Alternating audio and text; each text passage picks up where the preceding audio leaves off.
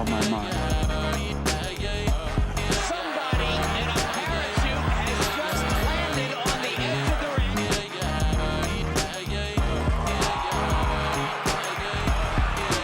Holyfield bit by a dirty Mike Tyson. Fury has managed to get up.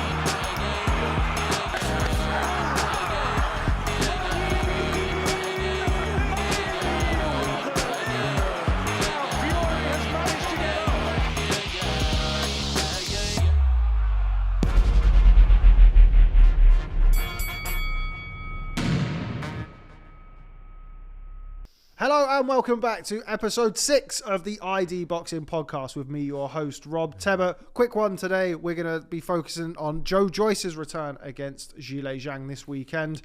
So we're going to get straight into it, guys, because we're pressured for the battery. We've just done a big review show. So things are getting out of control. things are always out of control when we have Barry out of his natural habitat.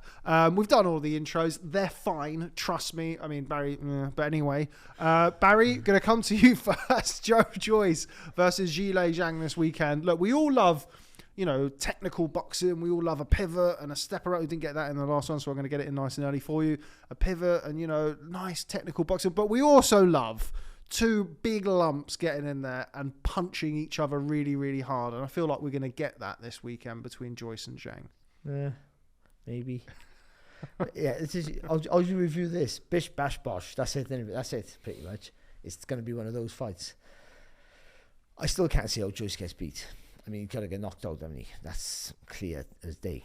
Zhang might be the one to do it, but I think Zhang can punch and Zhang boxes well, but he's just too economical. He does loads of work and he takes like 2 minutes of a round off. And I can't see how you beat Joe Joyce by boxing like that. You're solely relying on being able to knock him out, which might be the case, by the way. Yeah, no, I think this whole thing that Joyce got a great chin is true.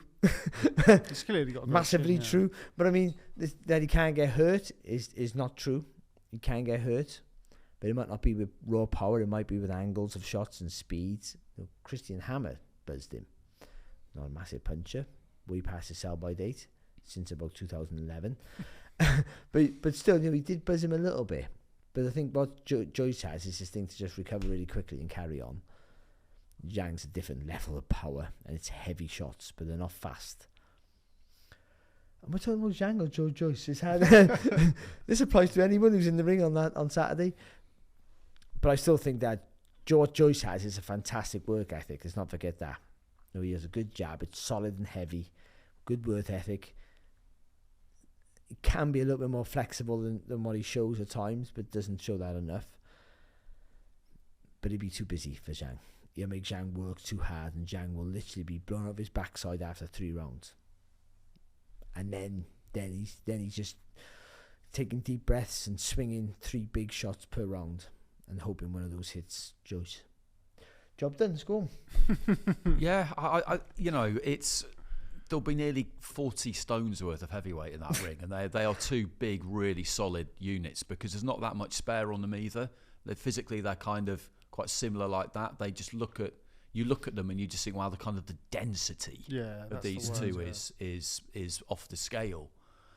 I just with Joyce, that fight against Parker, I just remember looking at Parker after 2 or 3 rounds. It might even have been 2. And just seeing how quickly it got really hard. And he hung in there almost until the end. He boxed well, didn't he? And he boxed well, and he landed some great shots. And against somebody else, they wouldn't have been able to take them. But Joyce, somebody will, I think, it seems inconceivable in a minute, but somebody will stop Joyce at some point, I think, because it will just happen. And we'll be like, oh my God. But it'll happen because the opportunity is there, but no one's done it yet. And he doesn't, like you said, he doesn't have to just do it in the way that he's chosen to do it the last few fights, as in just take shots because who cares, nobody can knock me out. He didn't do that against Dubois. He was more wary of Dubois' power. So that's a decent example of him doing it another way, but I don't see that happening against Zhang. I think it will be exactly what we expect it to be. Yeah, it's kind of modern days. You mentioned about 2 big heavyweights and 40 stone of heavyweights. Like, I think nowadays, I mean, we are used to the bigger 6'9", 6'8", 6'9" heavyweights. But these guys have got that giant feel about them because they're so big, they're so broad, and like the head and neck and shoulders. You just feel like their fist probably weighs about a stone each. Yeah, but they can box as well. Both have amateur pedigree. Brilliant amateur pedigree. Yeah. And for me, like whenever I've spoke about Zhang in the past, I've always said to people that he's one of the most dangerous men in the world over 3 rounds, as Barry just mentioned there. I think the problem in this fight is going to be what happens after those 3 rounds, and if Joyce does decide to get on the jab, which I think in this fight is probably called for, considering the danger of Zhang in the first 3 rounds. We might see that Joyce, who I thought in the Parker fight, the jab was good. I thought he was okay. He took some shots, but Parker's a good fighter in his own right. But when you see Joyce get behind the jab and maybe think about his work a little bit more, then I think you can kind of see that next level of effectiveness from him. I think he's got to be careful though. He doesn't allow Zhang to get by working on the jab, which is of course sensible. If he allows Zhang to get proper distance on the 1-2, sorry. That might really emotional. That might. It's a big fight for all of us. But We love heavyweight boxing. But I think that makes him a danger. I think you have to just make him work hard from the first bell. Really make him work hard. I would. Yeah. I think the quicker you empty Zhang's tank, the easier night it is for you. And there's a risk that he catches you, but almost if you can stunt the work maybe. High guard, tight defence, and work on that. But the fact that Andy mentioned about with Dubois, he knew he had to be a little bit different. And the fact that he has that, he can have that train of thought, but he can think a little bit better.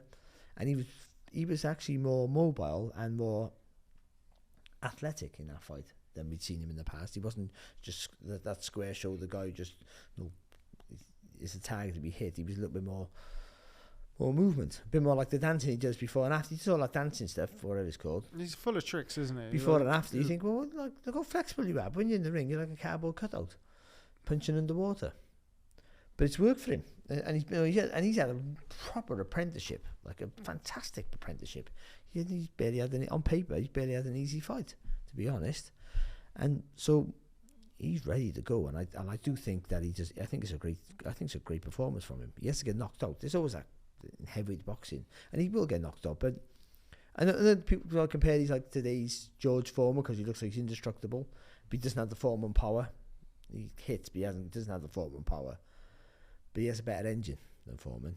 So it won't take like an alley to to be able to absorb a punishment and make you work hard, and then you be exhausted, and then he just taps you with a shot, knocks you out. Which wasn't quite the case, but that sort of build up, it just makes you work, and then you're knackered. Joyce can box at a pace for 12 rounds. Zhang can't.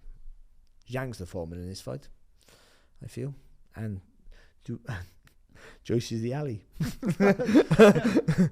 You won't find that comparison anywhere else. So there's only on but boxing. it sort of is. I think he needs to make Zhang work. Zhang's the puncher out of these two that he can both punch, but I think he's the bigger puncher on paper, and he needs to make Zhang work really hard.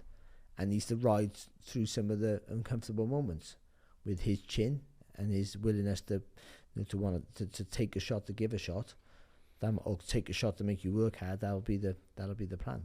So jab's gonna work for him, but that jab has to be when you're moving forward. Just force Zhang, so I can get that right, to knock you out.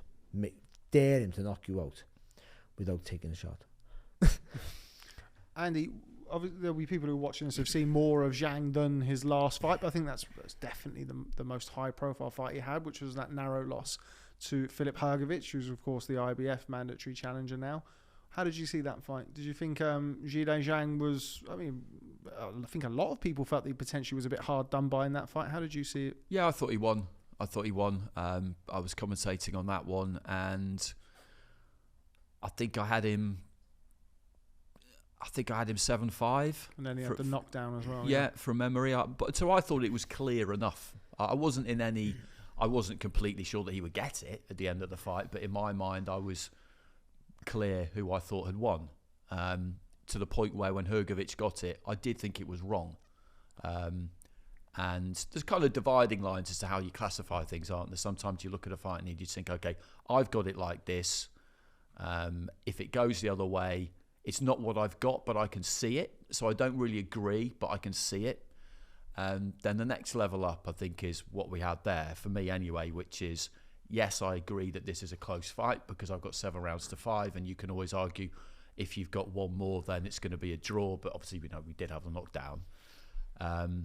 But I wasn't going to be talked into it in that regard. For this one, for me, yes, it was close in terms of round scores, but I feel sure I know who won. So when he didn't get it, I thought he got the rough end of the stick there.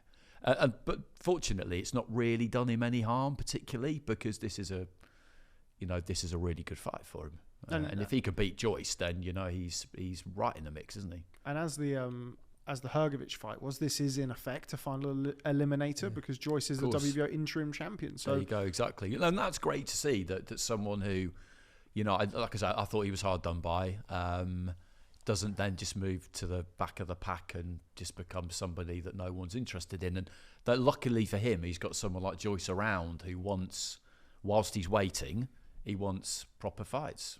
It's not always the case. And if it hadn't been the case, then he'd have been kind of frozen out, really, wouldn't he? And he's got no time to waste. No, neither of them have. No, I didn't think he was hard done by.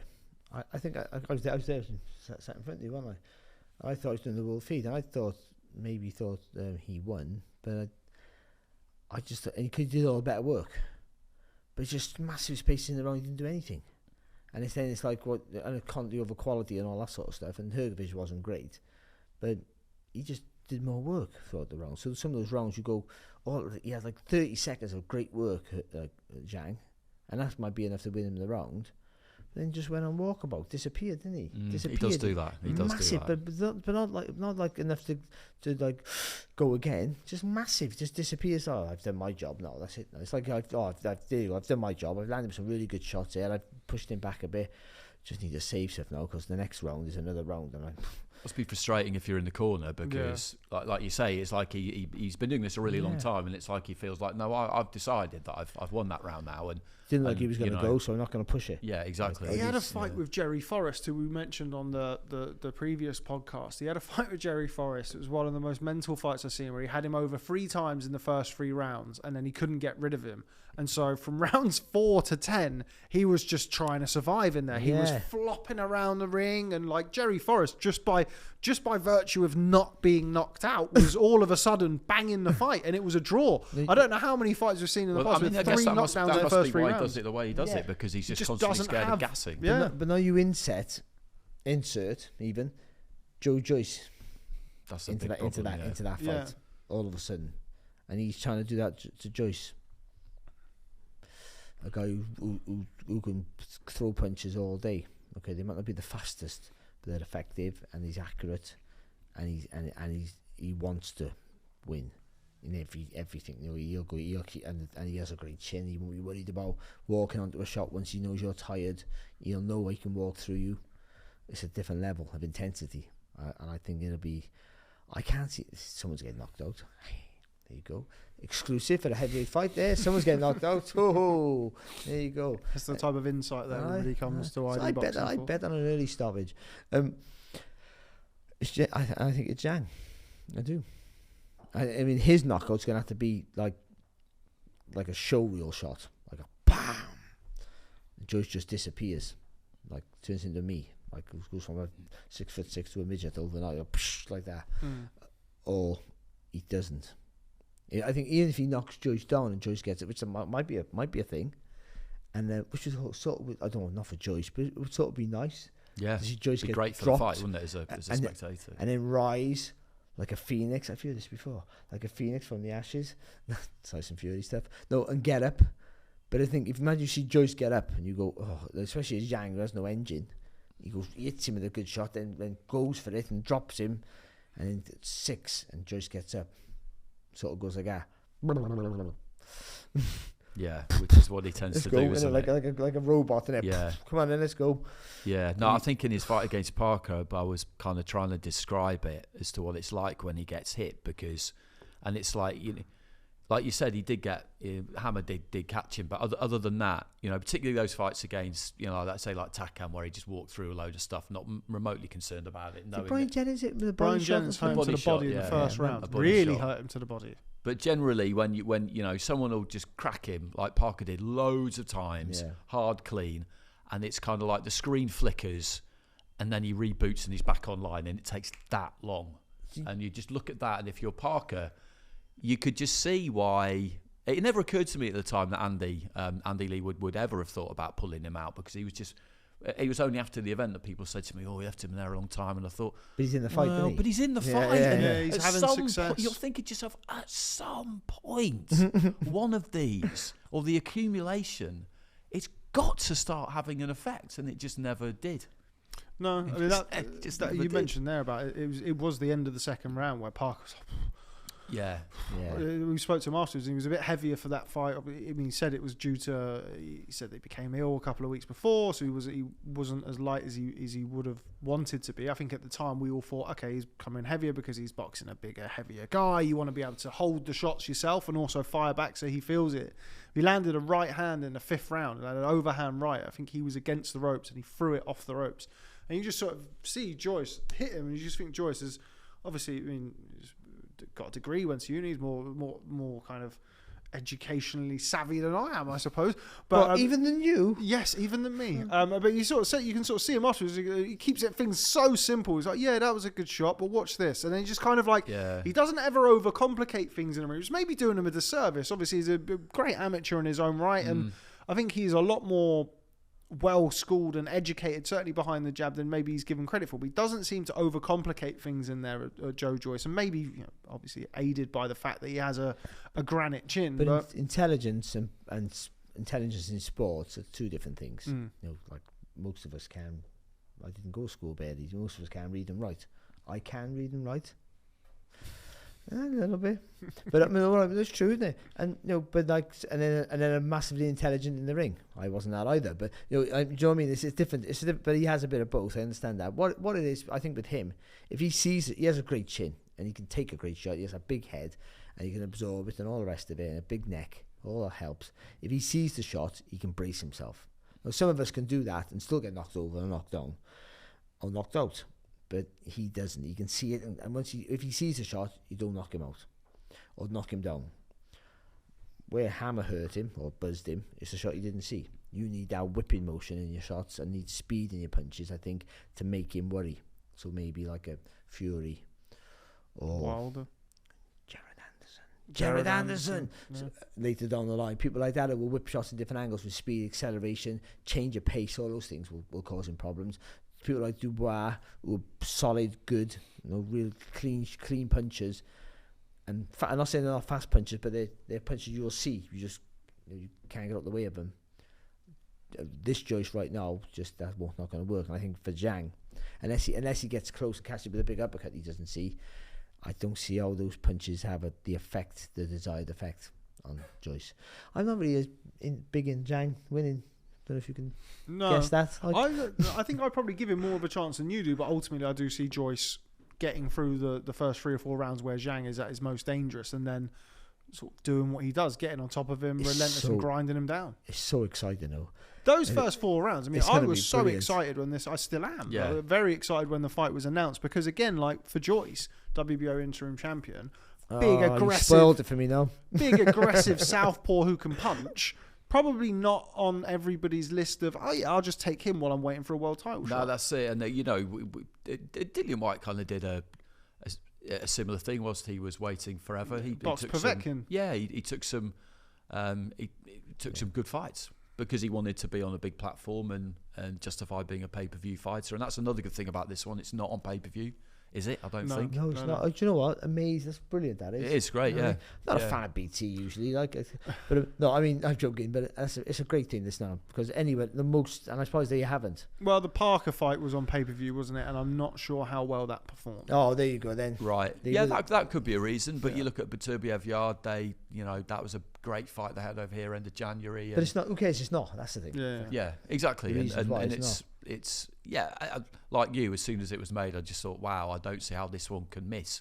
I'm pretty confident I know that I know it's going to happen in terms of who's going to win. I mean, I think Joyce is a strong favourite, but at the same time, it's just a really good match, and they put it at the Copper Box rather than the O2. I think, which is probably the right thing to do. Yeah. Pack that place out. Hopefully, you can get a good atmosphere in there. It's really near where I live. The most important thing. It's only near where you live, actually. By the way, no one else lives there. No, I know. So Yeah, I am. Everyone else is a pain in the person. backside. Yeah, no, it is a bit. Yeah, And it's cloaked in danger the whole fight, isn't it? That's the Yeah. like any heavyweight fight you want that like that massive cloud of danger where you Yeah. know you got a strong favourite. I think, and probably you do, but one punch can change a fight and all that. And that's mainly for the heavyweights, but this fight's that fight. Really is that? Yeah. If Joyce really has this chin of granite, we're gonna find out more on Saturday with him, because Zhang will hit him inevitably. But again, I think the speed and the engine as Zhang has will Maybe the fact that he's a against him. southpaw will mean that he can hit him with something that he's not really been hit with yet, from it the will. kind of angle that he's not really been hit from yet. I And I do agree that it will be something like that, that when it happens eventually, we'll look at it and just think, all right, that wasn't how I was expecting that to happen. I think it works against Zhang. I do. That southpaw thing. That usually works for you. Yeah, just go against you for the sake of going against you. And but I think I'm getting your foot on the outside, the line you for that right hand. No, I was laughing because I was just thinking, I know he speaks great English, but I really hope Zhilei Zhang doesn't watch this, because he's going to come away from it demoralised, wouldn't he? Or probably not, actually. 'Cause Why I'm would away you for be it. scared of him? I'm not going to be there last week. Say what we want. That's fine. But you take a big step and throw that right hand. No, Joyce will literally stick his foot that high and go. He'll take a massive step. Joyce will over exaggerate the step to get that right hand. If they're working on that for him, he'll do it. I think Joyce will literally do what he's told, and he'll go bam, bam, and catch him. That might be the shot that finishes the fight. There's obviously a huge log jam at the top of the heavyweight division at the minute. Alexander Usyk's got the WBA mandatory, then potentially the IBF. Got Tyson Fury kind of in there. It looks as though Joshua and White might fight in December. Who knows? If Joe Joyce gets past Zhilei Zhang, and I think it's fair to say that we're all picking him to do that, who does he go for next, Andy? That's just a really good question, because he's, again, they're going to be in a similar sort of situation where he needs to just keep ticking over. There isn't really an obvious candidate, given the kind of bloke he is and the fact that he would fancy himself against literally anybody at all. If Top Rank and Jared Anderson did fancy it, I think he would probably take it.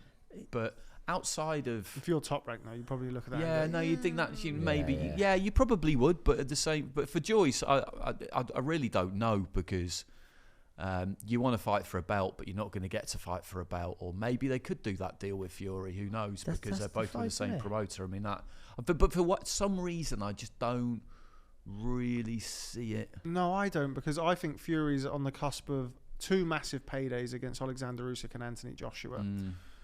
And as we know, it is a business. And I know from conversations with people involved in the heavyweight scene that people aren't really looking to fight Joe Joyce when they've got other options. And I think that may be the position that Zhilei Zhang's found himself in. Look, credit to him, he's taken the fight.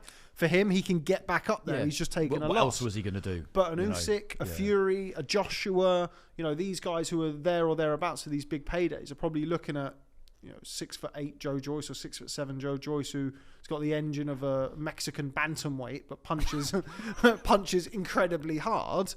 You can probably look at him and go, yeah, no, I've got a name in my head. Strip I'm him wondering then. if you've Strip got him. one. No, I am going to. I'm thinking. But he's not next yet. He's last in a rotation, so they're not going to get into a position whereby they get. Why is he that? I always do bad in front of him. It's just ludicrous. But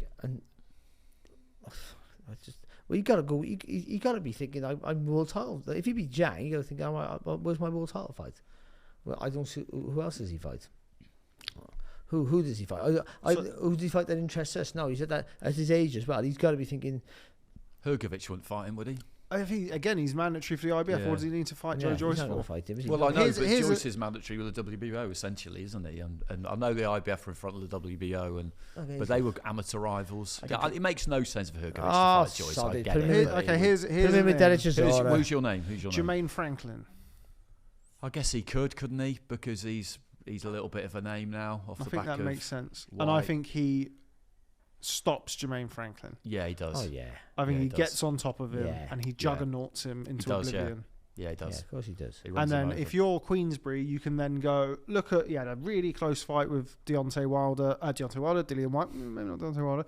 Dillian White held his own against Anthony Joshua, admittedly in a losing effort. Look at what Joe Joyce did. Yeah. Dev Sani, Barry's mate, put out a tweet where he said it was after the. I don't give Dev too much credit, rightly so. And it was the post fight where there was the photos of Anthony Joshua and Jermaine Franklin, and Dev put out a tweet and he said, there is absolutely no way that this man would have gone 12 rounds with Joe Joyce, and neither would have Jermaine Franklin, which I quite enjoyed. I thought that was very good. He's a winder, isn't he? But I think that makes sense. Like if for like a stopgap, okay, like We is mentioned it, earlier on to me about putting fighters against, having the same opposition Yeah. to say, oh, this is what I did against that one. But I think for Joyce, he should be saying to his team, where's my world title fight? You literally, especially if they're with Queensbury, for instance, like fantastic what they do. But I mean, going, you got Tyson Fury. Why am I fighting Tyson Fury? Why can't we make this fight? There might be loads of things going on, but from his point of view, he should go, I don't give a shit about Tyson Fury, about his issues. Why aren't I WBC? Why haven't you been pushing me as WBC number 1? Why am I WBA number 6 and WBC? Why is Dubai in front of me? All these things. Yes, you should be saying, why aren't I there? They don't want to fight me. You got it. It's your job to make him, to force him to fight me, including your guy Fury. Well, you'll pick the win. I understand that, and rightly so, because Fury would be a massive favourite. But it's a danger fight. But you got to go, I want to fight him. I want to fight the best. Or not. Why haven't you put me? Why am I number 1 in every other organisation? So then Usyk has to fight me. So literally, you and Usyk, that's what they should have been doing, making him mandatory for one of the other WBO, WBA, whichever one. I thought he was WBO. He's the WBO mandatory, but they're last in the rotation. So it goes the WBA. Oh, so yes, last then rotation the with IBF, yeah. then the WBO. But why obviously who's number 1 in WBA? Deontay Wilder. In WBA? Yeah. Okay, that's fair enough. So he's number 1 with the WBA. Daniel Dubois is the WBA regular champion, which means he's the mandatory. Yeah, I know. Sorry, you asked, so I told you. And then you've got Deontay Wilder has been ordered by the WBA. Everyone wants Wilder to fight for their belt. It's the same as because he's the money guy, and you get a percentage of his paycheck is worth more than a percentage of somebody else's. But we could see Wilder versus Andy Ruiz. Still, like that's still on the table from the WBC. That will determine the WBC mandatory. Bit of Fury Wilder 4. Anybody? As soon as these new blood come in and just rip it all up, it'd be much better for them. This is Barry is president of the Jared Anderson fan club. No, and Jalolov and all. I mean, one thing they got to come through. So Yeah. they just ripping things to pieces. And So that. what's the reason behind Joshua not fighting until December? Do you know anything about that? I put Because he said it's all part of the plan. I didn't put he? a call in this morning. I'm waiting to hear back. I'll let you know. But yeah, I mean, from my opinion, I would say that there is some Saudi money on the table for him to box in December. That's what I would personally think. That's not based on anything that I've been told. I know he had the nose injury against Jermaine Franklin, but does that necessarily mean you have to wait out till December? We all know December's the cool period. What's wrong with the nose?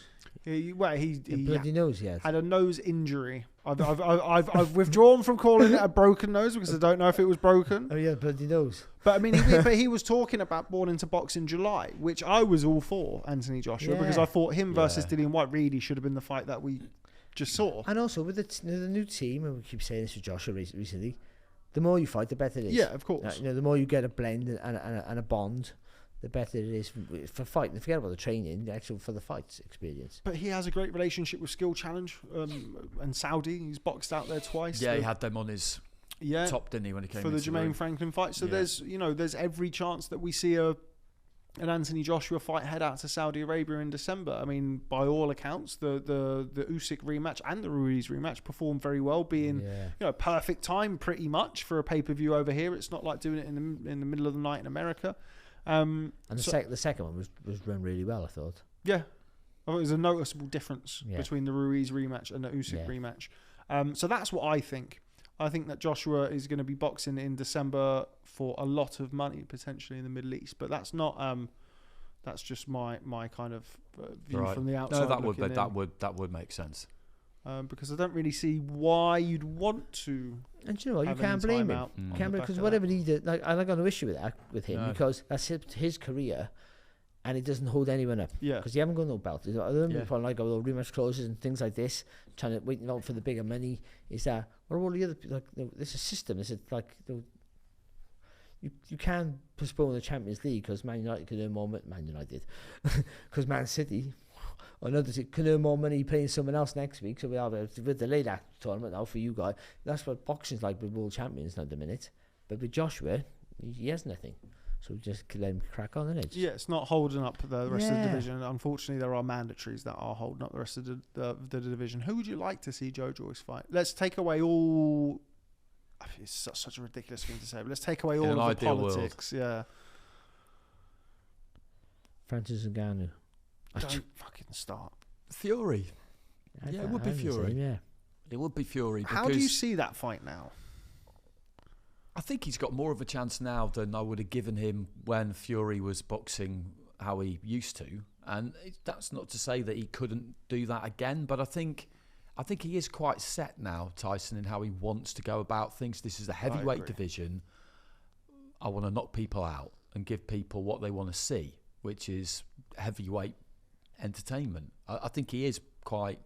I think that's where he is. Those foundations have been laid, and I don't think he really wants to do it any other way. To the point where maybe he couldn't quite do it the way that he used to. The last time we saw it was in that first fight against Wilder. So I would give Joyce more of a chance against this Fury than the one we saw beat Vladimir Klitschko, for example. But at the same time, I think Fury has shown that his punch resistance is pretty good, isn't it? You know, he's got off the floor against Wilder 4 times.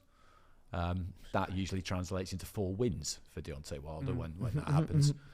So, yeah, you'd have to make Fury favourite, but it's an all-British fight. I think it would generate big interest. I think people would correctly be able to sell the idea of a win by Joyce to the general public in a way that you couldn't really with Dillian Whyte, certainly not with Derek Chisora. I just think it'd be a great. I think it's that one, isn't it? Because they're both Brits, essentially. I think, really. Yeah, I think just to kind of further your point there, like once you start getting on the front foot and knocking guys out, knocking out the biggest puncher in the division, there's that. I mean, that must be such an intoxicating feeling that you just. I know Fury in the past. I mean, people have talked about he's boring, he doesn't want to entertain, he's just flicking and tapping and yada yada yada. Not sure how much he actually cares about any of that, but I'm sure listening to people talk about, wow, that fight with Wilder, that was brilliant. You beat him up, you did this, and you know, being able to go out there and be a seek and destroy guy, yeah, I'm sure is a little bit better for him. Against even the career of being safety first and a hugely successful career and made loads of money from it. But people only really talk about he's lost to Joshua. How good he was, by the way. Not he got beat. I mean, how exciting that fight was. That was the last box for him to tick. I'm in a war. Yeah, I had a great career, but I've never really I was in a real war. Even though I got beat in a real war, passed my sell-by date, but I almost won.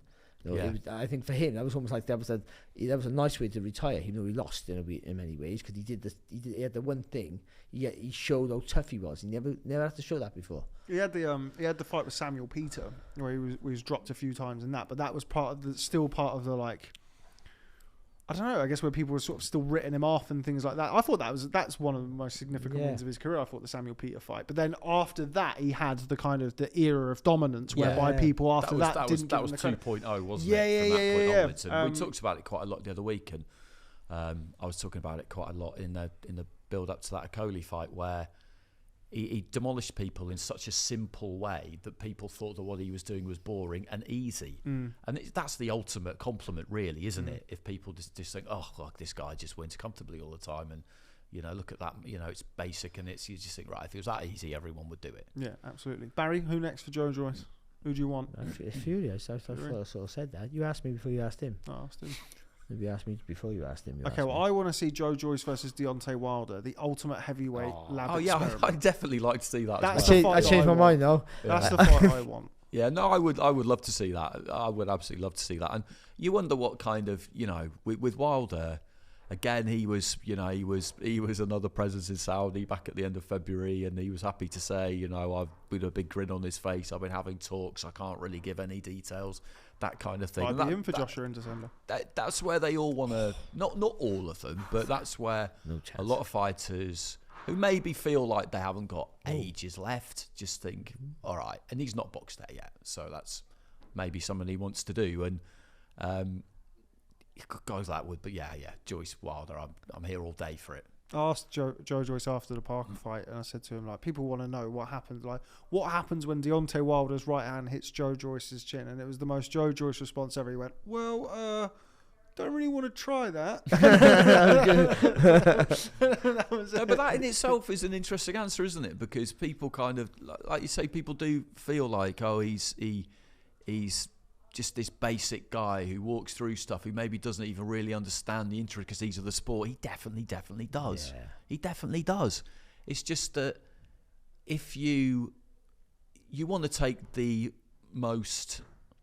shortest route to victory, the shortest route from A to B, and if you get in with someone and they catch you and you think, okay, that's no big deal, then why wouldn't you just do it the way he's done it? I like to say he didn't do that against Dubois. There's more to meets the eye with him, but And what you we start- do know he is an intimidating presence, because he really can take a punch. And he can really fight. Yeah. It's such a sort of a generalisation for it, but he can really fight. He can kind of do it. I don't want to say do it any which way, but something like that. He can keep it behind the jab. He's shown that he can keep it behind the jab, and he can, as they say, The you way don't he- want the a way war with I a would- big juggernaut. Yeah, I He's- never thought he got as much credit as maybe he deserved for the finish against Parker, because Parker was all right. He was dead on his feet, but that was just a kind of perfectly delivered left hook. Yeah. Yeah. Like in the 11th round of a And he fight. bashed him up with the jab, and then came out in the start Yeah. of the 11th round and just whipped it around the side, and that was it. Yeah, that's it. Like he's not just kind of crawling all over you, throwing mad punches from weird angles and throwing any kind of. He's actually very neat, isn't he? Yeah, Actually, he does is. all his Yeah, work. yeah. I thought he was really good against Parker. I thought He was. I thought he varied the jab well. It wasn't just stepping in with a ramrod jab. It was touching, and then whipping the right hand to the body as well. Thought he was really good. Barry, you were desperate to say something a couple of minutes ago when we started to talk around Joshua Wilder. No, all of a sudden Saudi. you said, I went like that. I went, that's not going to happen. He's not going to fight Wilder. And then all of a sudden you went, I thought actually Saudi. It might December, not. Why not? You can see it now, can you? And if for those guys, especially, that'd be the one, wouldn't it? I mean, obviously, I don't want to speak for either of them, but they've both been, long reigning in different ways, but both had titles and had their kind of title runs, and It's a huge fight. it's a massive fight. And they could get $100 million each Oh, for that fight. But this is the Million, thing, yeah. for it to land there, it's got to be a huge fight. They're not, with all due respect to Dillian White, Saudi Arabia is not interested in Anthony Joshua against Dillian White. Absolutely not. So if Joshua were to fight in Saudi in December, then there a really short are list. only. It's a very short list. Exactly. He's not going to be Usyk again, No, so it's going to be either Tyson Fury or Deontay Wilder. or Deontay It Wilder. can only be one of those two, can't it? Or Realistically. Francis Ngannou. Oh, yeah, we were talking about. Yeah, you Those could. fights, You, yeah, that's the. Well, they probably get involved with that because of the circus it would be, isn't it? Yeah, exactly. And yeah. also the crossover to the. It's just a massive fight. That's the another one where MMA. it's just a massive fight. It's not a fight though. That's the thing. No.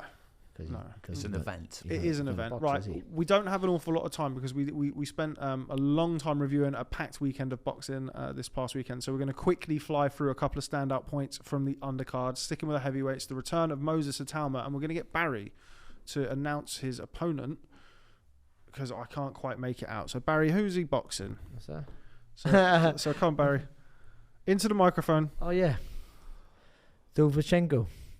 Pretty good. Yeah, that'll do. Are we going to give him that? Dobchenko? Yeah, it's not Yeah, bad. yeah. We'll mark him down for. I'm much better with my eyes closed. I say that when I play football. I can't play. I'm rubbish. And every time I do something good, I go, "See, I'm brilliant with my eyes closed."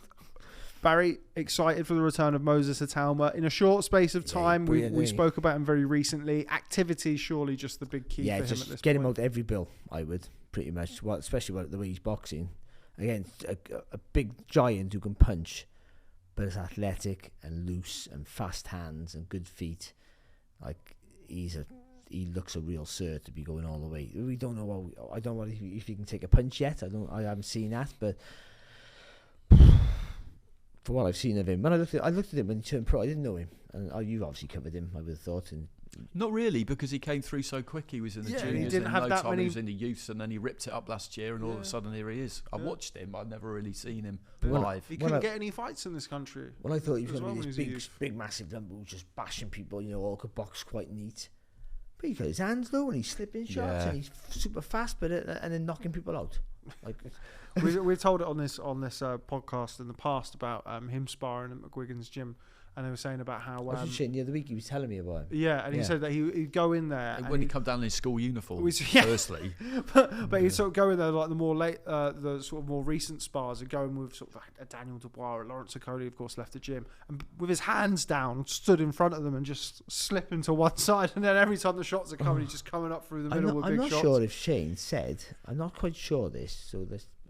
He might have said he's the best fighter I've ever seen in the gym. Yeah, he did, yeah. He said he's the best kid he's ever seen. And he got Adam Azine in the gym, right? Yeah. He's had Josh Taylor in there. Yeah. Man, Frampton's. Yeah. He said that to me. That short list there of Azim and Taylor, He said that to me after the first time he went to the gym and sparred when he was 15 years old, and he sparred Lawrence Okoli. And by Lawrence Okoli's own admission, the podcast is still out there, he said it was some of the hardest rounds of his entire life. And he was preparing for a world title fight. Totally off topic. Okoli's such an honest kid. Unbelievable. Yeah. So honest. He always has been. Stupidly too honest, I think. But he really is. And he gets criticism because I understand the criticism and all that. Yeah, he's got a good head on his shoulder. I really like him, I do. Yeah. But back to Itauma. How quickly do you think he gets to, let's say, British level, Andy? I think he gets there really quickly, to be honest. Sunday morning. It's just whether that would sit right timing wise, whether that would actually happen for him. So that's why I said British level and not British title. Right, British level, I think. Because he's not going to be able to box for a British. I think by the end of the year, because I think you do get him out as quickly, as often as you can. The one thing we don't know, as Barry said, and we won't know until it happens, is whether he can weather a really big shot, and that's just a fact, and we'll get an answer at some point, and it'll be really interesting to see what happens the first time he faces a bit of adversity, but it may not happen for a while. It's just a case of how do you get some ring time for him. Dovbychenko, I think I've seen before. He boxed at Jose Lardwet, that's okay, Cuban. yeah. He's quite well ranked now. Yeah, no, he's good. How big is he? The other guy was 5'3", 6'1". 6'1". So he's small because, despite being 18 years old, Itauma I think 6'4". Yeah, 6'4", 6'5".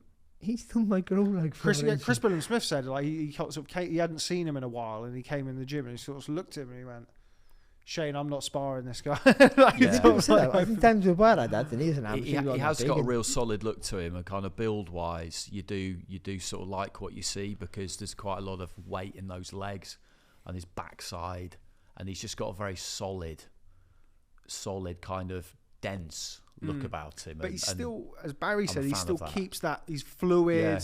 He's still. That's going to be important for him now. To get the balance right there, because he's going to bulk up. Every heavyweight should bulk up. Because you want to be carried, but you got to be able to carry the weight. And if you have movement and you want power, it's most important in that weight. But you still, the little bit of extra movement, it's like Jared Anderson showing, will set you apart from others. Otherwise, you're another David Adelaide who's very good. I'm not slagging him off, but I mean, he's not the most fluent on his feet and movement. He's there in front of you, he does everything right. But then you're always in the mix. Then you want to be standing out of that. And where he goes, when he gets to British level, who knows? Let's fight some people who are bigger first. So he looks against some guy who's 6'4", like him, 6'6", and all that sort of stuff. If there's any out there. Dovbychenko, sorry, Barry, he's only 6'1". Never been stopped. He's lost 12 fights against Lardwet, who's not a bad fighter, decent fighter.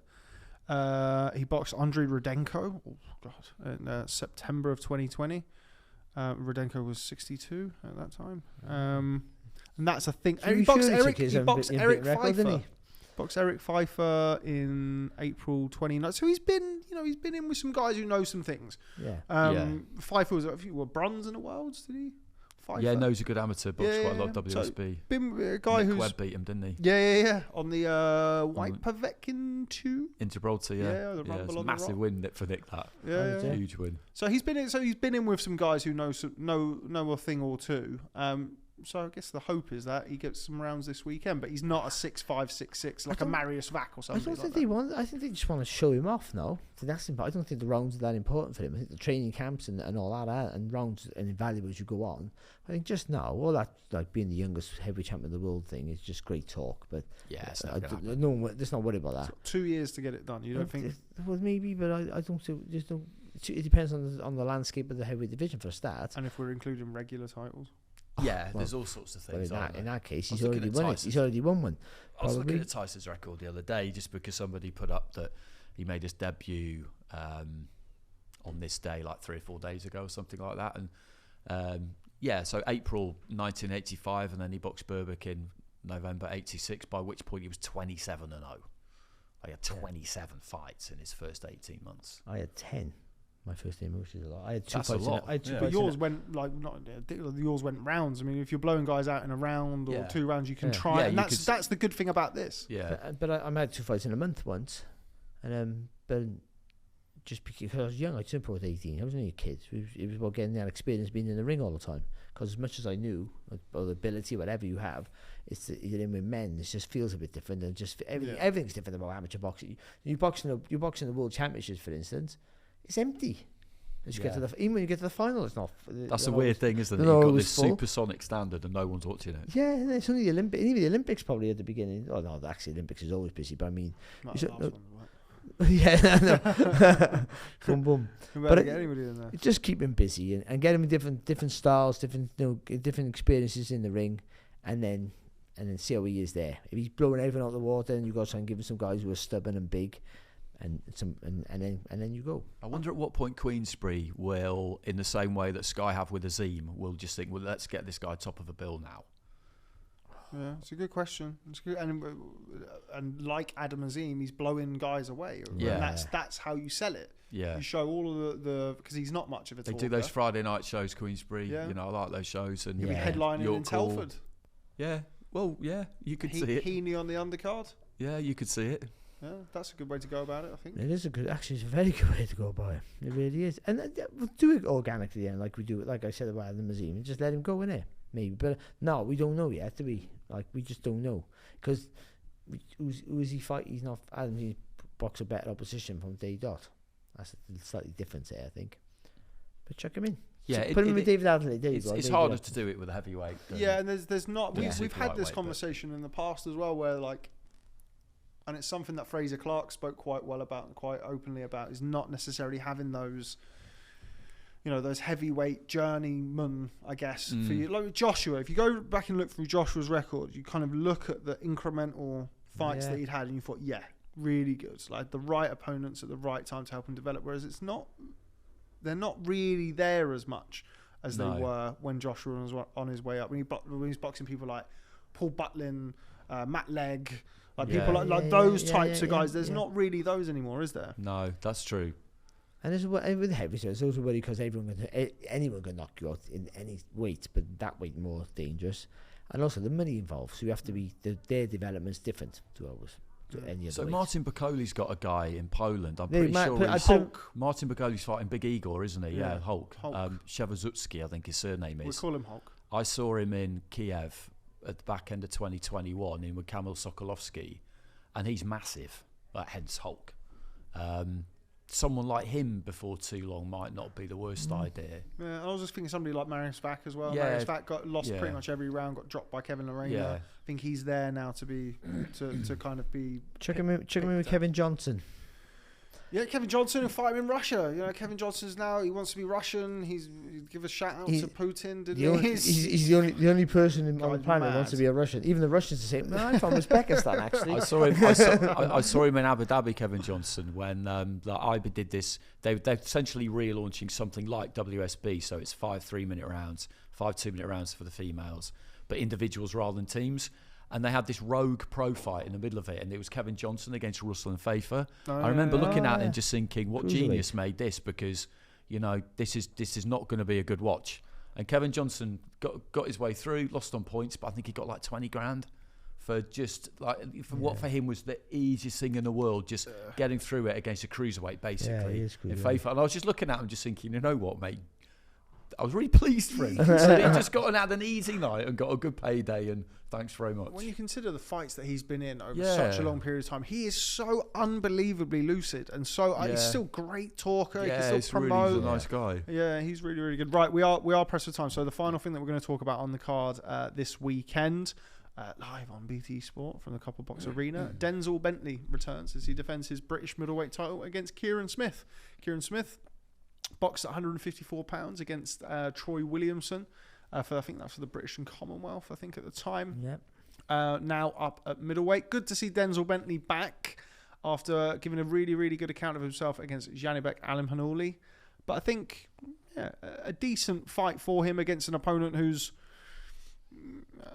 kind of British level but at a lower weight class. I expect Denzel Bentley to look good. Yeah, I think so. It's not an easy fight for him. Smith can box. He's big, he boxes, awkward southpaw. And he's not a big puncher, but I think he punches clean. But yeah, you tend to think that Bentley now, I think he was drunk. I think he gets confidence from that loss. Yeah, for sure. Because he thinks he belongs to that level now. Whether time will tell, if that's the truth. But yeah, I think it's all about making sure that he doesn't think he's guaranteed to win. Still got to do the work. Just think you're at a higher level and I should dominate. You go with that mindset of being dominant. You still got to remember I still got to do the work and not just turn up. But I think he wins quite clearly. Smith might hang on though. He might not get the stoppage. Yeah, good boxer, Smith. He is. I think Smith I know enough to get cheese to the end of the fight, but I don't think he wins. Andy? Yeah, I was with Denzel on Saturday actually. He was commentating on this Peacock card, and I nipped in for a guest appearance for a couple of fights, and I've done his last two fights. I didn't know, not the world title fight. Did Marcus Morris and York Hall, yeah, and Linus Adofia. So I went to the gym to see him a couple of times, and he's not someone I'd come across previously because he'd not been on cards that I've been working on. But there's a lot to like about him. He's very grounded. He loves being in the gym. He wants to fight regularly. You just get the feeling that he's not someone who's going to get really carried away by anything. He definitely has taken some confidence from that fight. I was asking him about it, the whole experience of boxing in America. He enjoyed being at the Mayweather gym. You know, that's where he was doing his work when he was over there. And he wants to get back in that mix, of course. And you look at Golovkin's vacated a couple of belts and he hasn't got any rankings yet, Denzel, except with the WBO. But, you know, he obviously has ambitions on that score. But another thing he was talking to me about was the European title. You know, Signani was supposed to box Felix Cash. It didn't happen. He wants a rematch with Felix Cash. He really, really wants that because he just felt like he got caught early and he just never was able to show what he could do, basically. And he feels that he could do a lot better second time. But yeah, you know, world title fight, of course, everybody wants one of them, particularly when you've had one. But if he can get past Saturday, I think what he's looking at more is, all right, what's going on with that European title then? Because Signani is surely looking for a fight because he was supposed to have one. And the UK is probably where he'll get his best purse, Signani. If they can't reschedule Cash, then Bentley can nip in. Yeah, you would think so. You think about it when you consider just how emphatic Felix Cash was against Denzel Bentley, and you see what's happened since. Yeah, Bentley's arguably. I'd watch that again. Yeah, now. yeah. Bentley's arguably emerged from that as, you know, we've seen Cash dropped and struggle, and Bentley is okay. He's had another loss against Alimhanuli, but give a very good account of himself. Won the British title. So yeah, very good fight. Right, I think that's all we've got time for on the bite-sized heavyweight preview. But before we shoot off, we're going to go around and go for predictions for this weekend's heavyweight slugfest. I don't want to hear any points out of either of you because it's just not going to happen. Joe Joyce versus Zhilei Zhang. So I'm going to say Joyce by stoppage in the 6th. Barry? Like 7th. I think he wears him down to a pulp. An exhausted, massive Zhang ends up just gets knocked out. Okay, I'm gonna go for round 8. So we're gonna go 6, 7, and 8. Chat shit, get zhanged. Thanks very much for staying with us for the rest of this the podcast. Did you just say that? Yeah, that's fine. Imagine that. It's not bad. That was good. Oh yeah, I think we tweeted it during the Hrgovic fight, and then now it's become like. Yeah, because I was thinking. I remember reading it, thinking, "What a prick," and I just thought I just had the same feeling then. So yeah, that was definitely you. Yeah. Deja vu. There you go. Was it the only time you've thought that today, Barry? But anyway, thanks very much for everybody stopping by for the ID Boxing podcast. From me, Rob Tebbert, from Andy Clark and the Little Welsh Bastard. Thanks very much for joining us. We'll catch up with you next time.